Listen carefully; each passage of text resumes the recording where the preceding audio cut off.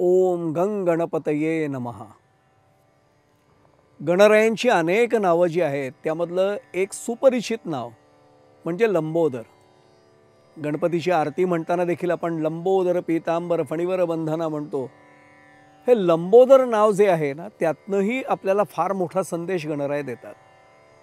गणराय काय करतात तर अनेक गोष्टी आपल्या या लंब उदरात मोठ्या उदरात साठवून ठेवतात। असं म्हटलं जातं की माणूस घागर पोटाचा नव्हे तर सागर पोटाचा असावा। विशेषतः नेतृत्व जो करतो समाजाचा नेता जो असतो ना हा सागरासारखा असला पाहिजे, तो सर्वसमावेशक असला पाहिजे। सागर नेमका काय करतो? सागर म्हणजे समुद्र। अगदी साध्या घाणेरडं पाणी आणणाऱ्या ओहळापासून अत्यंत पवित्र अशा गंगेला देखील तो आपल्यात सामावून घेत असतो। म्हणजे समाजामध्ये कोणीही असो, नेतृत्व करणारी व्यक्ती ही सर्वसमावेशक व्यक्तिमत्वाचीच असली पाहिजे। त्यांनी सर्वांना आपल्यात सामावून घेतलं पाहिजे।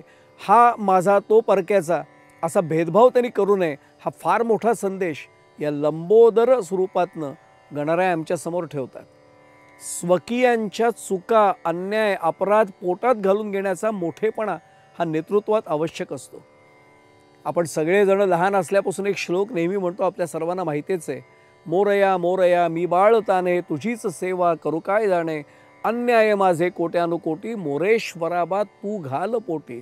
जर आमचे अन्याय आमच्या सर्व चुका गणरायांनी पोटात घालून घ्याव्या असं वाटत असतील आणि ते खरंच ते करतात, त्यामुळे लंबोदर हे रूप आमच्यासारख्या भक्तांनी केलेल्या चुकासुद्धा आम्हाला सांभाळून घेत गणराय स्वतःच्या या लंब उदरामध्ये सामावून घेतात आणि आम्हाला क्षमापित करतात। आमच्यावर कृपेचा वरदहस्तच ते ठेवतात।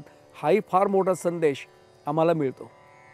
ज्ञानेश्वरी जर आपण संदर्भ तिचा घेतला तर माऊलींची एक ओवी सागराच्या संदर्भात आली, ती नेमकी लंबोदर स्वरूप करण्यासाठी स्पष्ट करण्यासाठी आपल्याला उपयोगी ठरते।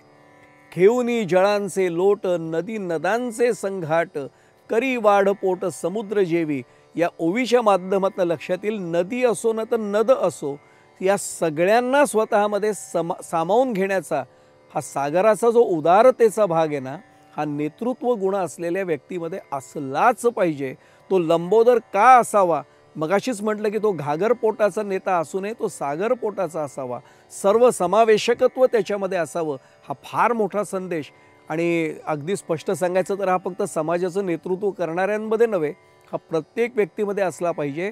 तरच आपले सर्वांची सहसंबंध खूप चांगले राहू शकतात। विशेषतः कुटुंबामधले एकमेकांशी संबंध जे आहेत ते याच संदर्भात असावेत, हाही संदेश आम्हाला गणराय या माध्यमातून देतात। गणरायांच्या पायाशी जर आपण लक्ष ठेवलं तर त्यांचं वाहन जे उंदीर ते आपलं लक्ष वेधून घेतं। उंदराच्या संदर्भामध्ये फार वेगळं चिंतन आवश्यक आहे बरं का। उंदीर हे फार वेगळं वाहन आहे। अन्य सर्व देवतांची वाहनं मोठमोठी आहेत। कोणाचं रेडा वाहन आहे यमाचं सुद्धा, कोणाचं मोठ्या मोठ्या आकाराचं वाहन आहे, मयूर हा देखील वाहन माहिती आहे। पण उंदीर हे वाहन मात्र असं आहे की ते प्रत्येक घरात जाऊ शकतं। बाकीची देवतांची वाहनं दाराशी अडतायत, ते घरात नाही जाऊ शकत, पण गणरायांचं उंदीर वाहन मात्र आकाराने लहान आहे आणि प्रत्येक घरात ते शिरत असतं। ज्याला समाजाचं नेतृत्व करायचं आहे ना, ती व्यक्ती घराघरापर्यंत पोहोचली तर पाहिजे ना। मग घराघरापर्यंत जर पोहोचत असेल कोणी तरच तो समाजाचा नेता ठरू शकतो। आणि हे फक्त नेतृत्वापुरतं नाही, हे नेतृत्वासाठी तर आवश्यकच आहे। मी जर कुटुंबामध्ये सगळ्यांशी संबंध ठेवावेत असं वाटत असेल तर माझं प्रत्येक कुटुंबातल्या व्यक्तीशी सहसंबंध हा एवढा जिव्हाळ्याचा असला पाहिजे। उंदीर जसा सर्व ठिकाणी जाऊन शिरू शकतो तसं माझेही संबंध घरातल्या प्रत्येक व्यक्तीशी समाजातल्या प्रत्येक व्यक्तीशी असले पाहिजेत। हा फार मोठा गूढार्थ या उंदीर वाहनातून मिळतो।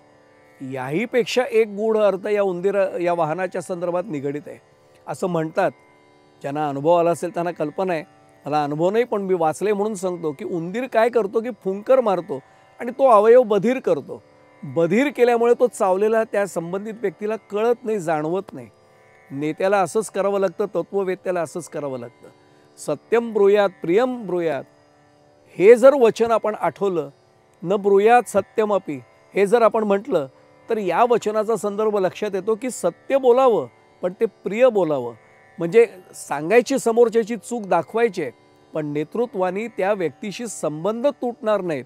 आणि पुन्हा पुन्हा सांगावं असं वाटतं, नेतृत्वानीच कशाला, कुटुंबात वावरताना सुद्धा आपल्या कुटुंबातली एखादी व्यक्ती चुकत असेल तर चूक जरूर सांगावी, पण ती सांगताना देखील त्याला त्रास होणार नाही, उंदीर जसं न त्रास होता चावतो अशीही स्वरूपाची एक भावना आमच्या मनामध्ये या उंदीर वाहनाच्या माध्यमातून गणराय निर्माण करतात.